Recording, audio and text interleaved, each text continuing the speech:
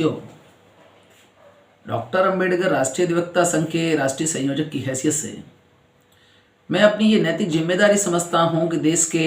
विद्वान समाज को ये सूचित किया है कि डॉक्टर अंबेडकर राष्ट्रीय अधिवक्ता संघ वर्तमान में भाजपा द्वारा किए जा रहे गैर संवैधानिक कार्यों को लेकर बहुत ही ज़्यादा चिंतित है। जैसा कि आप सभी जानते हैं कि हमारे संविधान निर्माताओं ने भारत के संविधान के अंदर एक विशेष व्यवस्था किया जिसमें कि हमारे इंस्टीट्यूशंस को लोकतांत्रिक व्यवस्था के लिए बहुत ही महत्वपूर्ण बनाया। उन लोकतांत्रिक इंस्टीट्यूशंस के ऊपर जिम्मेदारी है कि भारत के नागरिकों के अधिकार की सुरक्षा किया जाए। लेकिन आज वर्तमान में इस देश में जो सरकार है वो सरकार भारत के संविधान के तहत बनाए गए सभी इंस्टीट्यूशंस के जो लोकतांत्रिक व्यवस्था है उसको खत्म करने के लिए प्रयासरत है और बुरी तरह से उनको खत्म करने पर कार्य कर रही है। मैं आपको एक विशेष व्यवस्था की तरफ ध्यान दिलाना चाहता हूं। भारत के संविधान में सेना की व्यवस्था है, भारत के संविधान में पुलिस प्रशासन की व्यवस्था है, भारत के संविधान में हमारे प्रशासनिक व्यवस्था को चलाने के लिए आईएएस की व्यवस्था है और उसी प्रकार एक स्वतंत्र न्यायपालिका की व्यवस्था है। आज भारत में भारतीय जनता पार्टी ने एक ऐसी नई प्रक्रिया शुरू किया है जिससे भारत के समस्त संवैधानिक और लोकतांत्रिक व्यवस्था को खत्म करने के लिए उन्होंने अभियान छेड़ रखा है। जैसा कि भारत है, थल सेना इस बात को राजनीति से एकदम अलग करने के लिए रखी गई है कि वो केवल देश की सुरक्षा की तरफ ध्यान दे। लेकिन भारतीय जनता पार्टी ने सेना को भी राजनीतिकरण करने का प्रयास किया और उसका राजनीतिकरण करने के लिए बड़ी तेजी से आगे बढ़ रहे हैं। जैसा कि आप जानते हैं कि उन्होंने थल सेना अध्यक्ष वीके सिंह जी को भाजपा में शामिल किया और भाजपा में शामिल करने के बाद में उन्होंने अपनी केंद्र सरकार में उनको मंत्री बनाया। जैसा कि आप जानते हैं जयशंकर जी को, वो भी आईएएस ऑफिसर, उनको भी उन्होंने भाजपा पार्टी में शामिल किया और उसके बाद में उनको विदेश राज्य मंत्री का विदेश की जिम्मेदारी उनको दिया। ठीक उसी प्रकार उत्तर प्रदेश के पूर्व डीजीपी माननीय ब्रजलाल जी को उन्होंने रिटायरमेंट के बाद में उन्हें भी भाजपा में शामिल किया और उनको भी उन्होंने सरकारी पद से नवाजा। ठीक उसी प्रकार सुप्रीम कोर्ट के पूर्व जज पी सत्शिवम साहब को रिटायरमेंट के बाद में उन्होंने केरल का राज्यपाल बनाया और ठीक उसी प्रकार x CJI mister Ranjan Gogoi को, जो कि सुप्रीम कोर्ट के जज थे, उनको भी उन्होंने आफ्टर रिटायरमेंट भारत में राज्यसभा का मेंबर बनाया। और रिसेंटली आज 15 जनवरी 2021 में आज पेपर में हिंदुस्तान में नई खबर छपी कि senior IAS officer Arvind Sharma को भी उन्होंने भाजपा में शामिल किया। साथियों, ये मैं विशेष पूरी बात आपके सामने क्यों रखना चाहता हूं,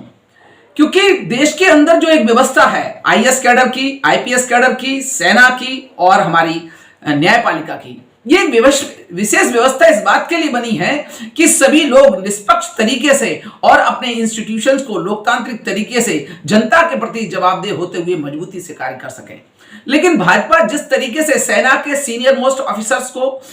पुलिस के सीनियर मोस्ट ऑफिसर्स को, आईएएस के सीनियर मोस्ट ऑफिसर्स को और हाई कोर्ट और सुप्रीम कोर्ट के जजेस को जिस प्रकार का राजनीतिक लालच देकर भाजपा में शामिल कर रही है, उससे लोकतंत्र के लिए भयानक और गंभीर खतरा पैदा हो गया है। वो गंभीर खतरा किस लिए मैं बता रहा हूं,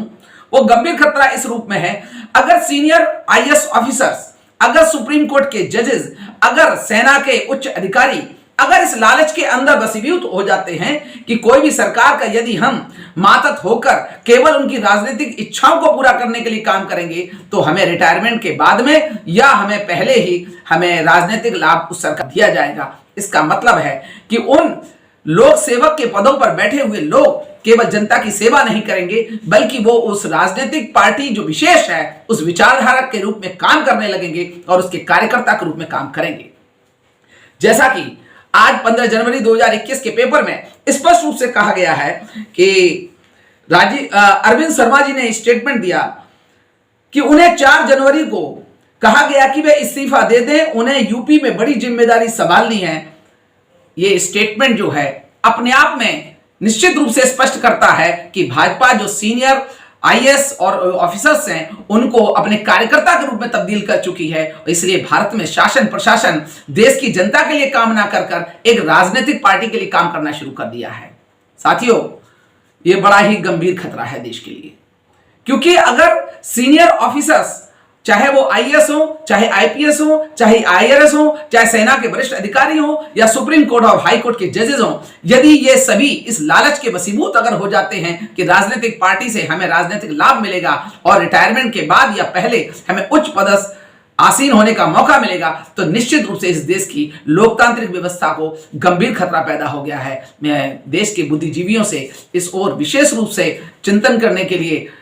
आग्रह करता हूं, इस तरफ वो सोचें, क्योंकि देश के लिए जो राजनीतिक संकट इस देश में चल रहा है और राजनीतिक संकट के द्वारा जो लोकतांत्रिक संकट इस देश में पैदा किया जा रहा है, ये देश के लिए बहुत ही गंभीर खतरा है। इसलिए हमें इस राजनीतिक पार्टी को, जिसने कि देश के लिए लोकतांत्रिक खतरा पैदा कर दिया है, हमें इसके बारे में सोचना होगा और अपने देश को किसी भी कीमत पर लोकतांत्रिक व्यवस्था को हमें बचाने के लिए अग्रसर होना होगा। आपने मेरी बात को बड़े ध्यान से सुना। इस बात के लिए, इस अपील के साथ में मैं आपसे विदा लेता हूं। जय भारत, जय संविधान।